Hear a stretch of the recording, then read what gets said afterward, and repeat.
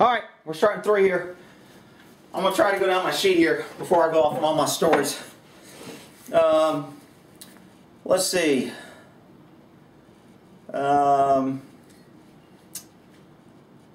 Stupid books, already carried that.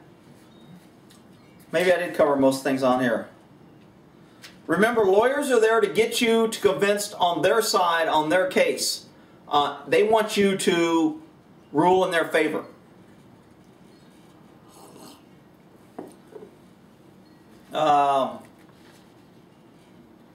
Preempt, challenge for cause, we talked about that. Open-ended questions, we talked about that.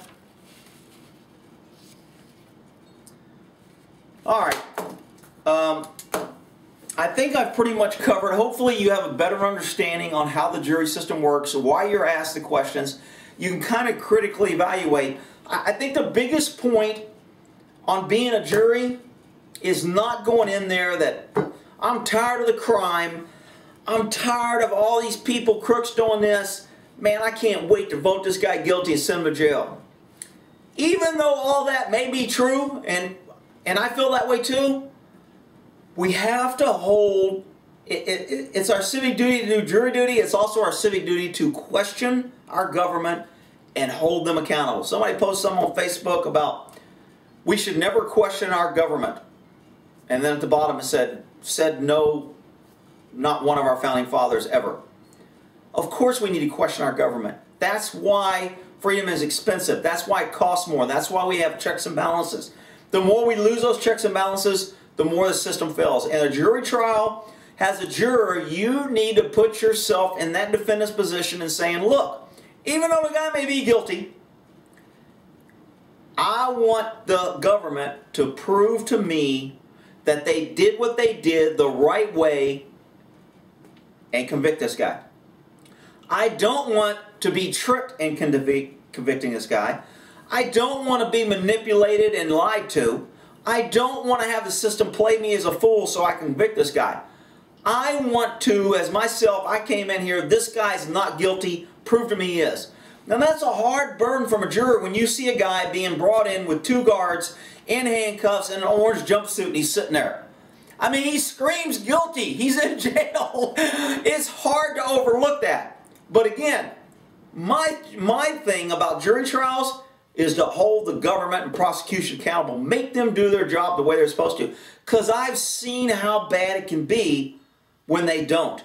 I've seen how bad and how they abuse the system, how innocent people get caught up, how they ruin people's lives over egos and prosecutions and over records, arrest records. You know, in Sacramento, when I worked in Sacramento in California, the DAs there were pretty tough on the cops. So in Oakland, California, in order for a cop, 148 in the penal code in California is resisting an officer. So normally if a cop's talking to you and you try to start giving him lip, etc., if he wants to be a jerk and he just wants to jack you up, it'd be like, you know what, dude? I'm going to ask you a question. I'm going to make you comply. I'm going to tell you sit somewhere. And when you say no, I'm going to arrest you for 148. Obstructing and resisting an officer. It's kind of the catch-all. In the military, in the UCMJ, the Uniform Code of Military Justice, Article 134 is a general description of any crime. When somebody went to a court-martial or we arrested somebody in the military and you always saw 134 on there, you're like, man, that's kind of weak. Everybody gets charged 134. It's just a general freaking charge to throw onto somebody just for, you know, not putting down the toilet seat. Ah, that's a violation of Article 134 of the UCMJ. So in cop world, for cops, 148 is a catch-all in California. I'm not sure what other states are. Every state has resisting or obstructing an officer in performance of the duties. And that's kind of the catch-all for cops. When somebody pisses you off and gets you off, you know what? I'm going to take your ass to jail. I'm going to lock you up. I'm going to search you. I'm going to make you go through the booking process. And I'm going to make you post bail or spend a night in jail because you're an asshole to me. And it happens all the time. And yeah, I've done it when I was younger and it was wrong and I shouldn't have and I look back. But you know what? It is what it is. When you're young, I mean, that's just kind of like sometimes when you go to a call, you know you're going to be coming back to that call several times unless you get rid of one party. So you take the one that's probably the most uncooperative and you go, you know what, you're going for 148. Now, that's a BS charge. It shouldn't happen. But in Sacramento and in Oakland, You can't charge, a cop can't charge 148 because it got so abused. They were everybody, cops were just taken to jail. Everybody, you can't charge 148 resisting unless you have to go for medical attention. And I think in Oakland it even went further that you had to get stitches. If you just went for medical attention for a punch or a bad back, because that was abused, it was like, oh, hell no. The prosecutions just said, we've had enough of this 148, everybody going to jail for 148. You know what? Unless you got stitches, you ain't charged 148. You better come up with another crime. Well, and then you know, cops got to get creative on that. Well, you know what? When I told him to come here, he walked across a crosswalk. There was no thing, and it was jaywalking. Of course it's going to get dropped. Of course it's not going to be charged. But, you know, I asked him for his ID, and he told me no, and I saw him reach for something, and I thought it was a weapon, and when I went to hold his hand, he pulled back and ripped away from me, which is resisting, so I arrested him. So, I mean, there's other ways to get around it, but 148, I liked it in Sacramento that Sacramento kept records of how many 148s cops charged. Ah, now we're holding cops accountable. Now, there's a record that says the last 14 people I arrested was charged with 148. Maybe it's not the people and it's me. Now, the flip side of that is, when I'm working in LA or Oakland, or when I was doing worse in Long Beach or Palo Alto, wherever these bad cities, Vallejo, Richmond, you name it, Sacramento, all these bad cities, Stockton. I mean, when I was working in all these areas, following people or working a case, everybody you contacted was an asshole. Because I'm not walking into a doctor's office and talking to nurses, doctors, and professionals who have jobs. I'm walking in the pits of ghetto hell, and I'm dealing with nothing but shitbags that hate the cops, that won't want to cooperate with the cops, that want to fight with the cops, that want to spit and throw things at the cop, that want to kick my car windows in. When you're in that environment, everybody you contact may be 148, resisting or obstructing. But, I mean, that, you know, there was this is a great story.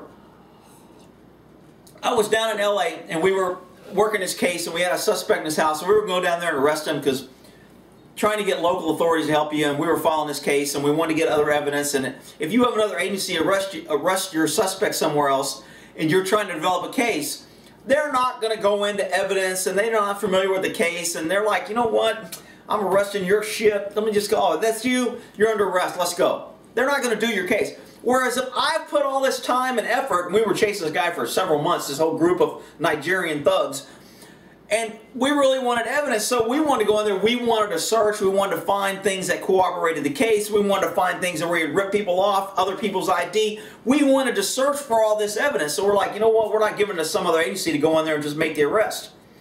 So we tracked these guys through all these different cities. And so I'm going up to this house, me and my buddy. I'll never forget this. This is a great story. So we're going up to this house, and we're in an area in LA called Newton. And the cops referred to it as Shooting Newton, because there was so much shooting in Newton. So we go up to an LA cop, and we go, hey man, because we're in plain clothes, we're not in our car. I mean, we got guns and everything, but we're not really the uniformed cops that know the area. We don't have the radios. And we go, hey man, can you help us? We're going to go hook this house up and do this shit. And the cops are like, what do you need our help for? You got two, there's three of us. He goes, you got three guys. We go, we don't know the area, we don't have the radio or anything. He goes, no man, you can check with the sergeant, but we don't assist agency. If you want to come in and do something, just let us know you're there. So it was pretty much like, you want to go arrest him, we ain't helping you. We're like, all right, that's cool, whatever. So we go in this area, and as we go to the house, of course, there's poor homeless people looking for a job everywhere, and there's poor people that are addicted to drugs and it's not their fault, and there's poor people who are on parole and probation everywhere. I'm being a stupid liberal here. So there's people everywhere. We're in a crime-ridden area. So we go up to the house, and there's a guy at the front step that doesn't match our suspect description, because our suspect is a young tall dude. He's kind of an older short dude. And when I say older, he's probably, I don't know, close to 60. And so he's standing there, gray whiskers, short, looks pretty harmless, I mean, just kind of a decent old guy sitting there. But we can't go in and try to arrest a dude with him there because we don't know if he's his friend, we don't know what he's... So we trigger him off porch, hey guy, can you come here for a second? And he kind of like looked at us like, hell no. Showed him our badge, he's like, all right man. He goes, I didn't do shit. So he comes over. So as we get around the corner, do you know who lives here, boy? He goes, no, man, I was just taking a rest. I was walking, and he's on somebody's front porch in an area. Nobody found this odd that he didn't live there or nothing, but it was true, he didn't live there. I pull him out, you got any ID? No, man, I don't have any ID. So normally when people, as a cop, you trust them, they don't have ID, they're normally got warrants or something, so they're going to give you a fake name. They don't want you to find out who they are because you're going to arrest them. Well, I didn't want to arrest this dude. I'm driving all the way down to LA from Sacramento. I want to get my guy. I don't really want to go down here and get that these lazy cops should be getting. So I pull him over, and I don't really care. I don't really want to run him. And I go, hey, guy, you on parole, probation? He goes, hell yeah, I'm on probation. I was like, and I go, okay, what are you on probation for? For carrying a weapon? I go, well, I said, you got any weapons on you now? Hell yeah, I got a weapon. He goes, around here, if you ain't got a weapon, you're a victim. So I'm like, this guy, he's just funny as shit to me. I'm like, man, I like this guy. I go, all right, don't be reaching for it, but just tell me, where's your weapon? Because I'm looking at him, and I'm like, he goes, in my back pocket. I go, okay, I'm going to reach around and get it. I reach around his back. He's got a freaking machete this long shoved down his pants all the way down his leg. And I'm like, holy shit. I go, hey, dude, I'm gonna set this over here just so we're done talking. So I set it down. I go, dude. I said, you're on probation. I said, have you ever been arrested? He goes, hell yeah, around here, if you ain't been arrested, you ain't a citizen. So this dude was making big points with me. I'm like, I like this guy already. He's pretty cool. So I asked him his last arrest if he had any warrants. No, he goes, man, I'm cool. I don't have any warrants. He goes, I ain't checked in my probation office. I go, you know what? That's a probation violation. I ain't got time for this shit. I go, I tell you what, dude. Can you just walk? I'm going to hide your knife. Now, this is a knife. I'm going to hide your sword or machete in this bush right here. But we're going to serve a warrant here, and I don't want you to get caught up. So if we call for other cops, they may come here shooting. If they see you with this gun, they may it's cool, man. He goes, I got the message. So he took off. We laid his knife in the bush, and we went and served a warrant, got our guy. But that's my shooting Newton district. I love those two statements. If you ain't got a weapon around here, you're a victim. And in some areas, if you ain't been arrested, you ain't a citizen. And that was one of those areas. So if you ever go to LA, stay out of shooting Newton district. Because I'll tell you, it was a Troy. I forgot where it was. We're talking about 148, but that's a good story. We'll end that there on jury trial. Hopefully you understand a little bit better on being a juror, understanding the concept on what to look for, what things are going on, what's going on. Be skeptical. Check the prosecution. Don't blame the defense or the suspect. This, being on a jury, is all about your chance to hold the government accountable and make them follow rules and do what they need to do. And the government is not just the prosecution sitting in front of you. It's the cops. It's the people that go out and do code enforcements. It's the experts they bring in there. Everyone that's connected to the government is considered a government. And your job as a jury to hold all those people accountable, make sure they're playing by the rules, make sure they're doing things right, and to make sure an innocent guy doesn't go to jail. Even and this is big in cops and prosecutions. We deal with so many people that have rap sheets, and a rap sheet is a list of all their crimes and all their arrests. I mean, I've had people that were arrested over 100 times.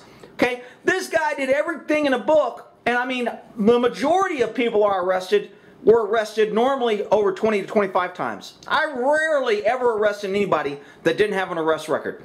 So when you got somebody that's been arrested 100 times, it's easy to justify, you know what, he probably did it, and if he didn't, well, you know what, there was probably other crimes that he got arrested for and he got away with, so screw it, we'll just convict him of this one. That's not the right attitude. It's easy to get caught up in that as a cop. It's understandable. It's easy to get swayed that way, but it's just not the right thing. The right thing is to get to the truth for this case and to be able to convince every juror to where they're not second guessing and they're not, you know what, I feel almost 100% about this, and the prosecution's going to say, you don't need to feel 100. If you feel 99, that's good. You may feel 88, and that's good. Of course, because they want you to convict. In my mind, I want to be absolutely sure, there's no doubt in my mind whatsoever that this guy's guilty and I'm not sending an innocent person. The only way I can do that is if I have all the facts, I have all the information, I have all the things, you know, that they're trying to hide or keep from me, that I can read between the lines and go, you know what, this doesn't really pass the smell test. I don't know if I trust this prosecutor. I don't know if I trust a couple of the cops that testified. I'm wondering, if you ask yourself as a jury, why didn't they ask this question? Then they're trying to hide something. They don't want the jury to hear the answer. If all the jurors are sitting around in the back room going, man, I just wish they would have asked this one question. Some jurisdictions will let a juror answer questions. Let me go on over that, since I'm kind of got another tangent. So you're not looking at a blank screen. I guess looking at me is kind of like a blank screen. If the jury, when you're on a jury and you're in the back room, you're talking, you're discussing a case, if all of you are like, man, I really wish the prosecution would have done that. Some jurisdictions allow you to do that. You can send a question to the judge. The judge, what the judge does when you ask a question, he calls in both attorneys. Both attorneys come in and read the question, and then they both argue on what they want. Now, obviously, if it helps the prosecution, prosecutors say, oh yeah, judge, I don't have a problem. We should answer this question. The defense will be like, no, no, no, they should have asked that. They didn't ask. I don't want them to hear it. Opposite, if the defense can use it, the defense will be like, oh yeah, we should ask that question. The prosecution is going to be like, no, no, no, no, the defense should have asked that. So they're both going to argue, and the judge gets to decide whether or not they answer the question or they don't. If they don't, they'll come back. If you ask a question that's not answered, you need to realize somebody don't want you to have to answer that question. Because both attorneys have the ability to answer that question. And in my book, if they're keeping something from me, I'm voting not guilty. I don't want to hear it. Now, some judges would actually ask the jury questions when a witness was up there. And I love this. This is perfect. A lot of cops hate it. Prosecution hates it. But I love it. Even the defense hates it. Because they can't control it. They can't word the question, and they can't control the answer. And that's what a criminal trial is, all about those attorneys and the judges controlling everything. Some judges will turn to the jury and say, before I release this witness, is there any questions you want to ask? You can't ask the jury, but you can raise your hand and say, Your Honor, I'm wondering why they didn't take fingerprints off the door. And they may have tried to take fingerprints and couldn't. So they didn't bring it up, and the prosecution didn't want you to know that. Because if the guy did the crime, there should be fingerprints. He wasn't wearing a glove. You got a picture of him on camera. He's not wearing gloves. Why aren't his fingerprints on there? Maybe the cops forgot. Maybe they wiped it off. Maybe the guy that did it lost it. Maybe they couldn't find it. Could have been all kinds of things. But if you don't know it and you have that question, prosecution is going to be like, Your Honor, we already discussed that. We don't want that answered. It's not relevant. They'll come up with some legal justification to keep you from knowing. In my book, if they don't want you to know, I'm voting not guilty. I don't care if the defense or the prosecution. I'm voting not guilty. You either tell me everything as a juror so I can make an informed decision, or I'm voting not guilty. Period. Now, you know, prosecutions, and if somebody watches this video, they're going to be like, there's no way we can tell them. It's too complex. There's legal rules.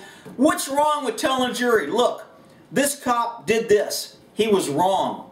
He shouldn't have done that. And the statement he got was inappropriate. And normally this would be suppressed and you wouldn't hear it. Okay, so you're not supposed to, it's kind of like there's a term in the jury system, you can't unring a bell. Attorneys are always trying to ring bells. They want to ring bells that can't be unrung.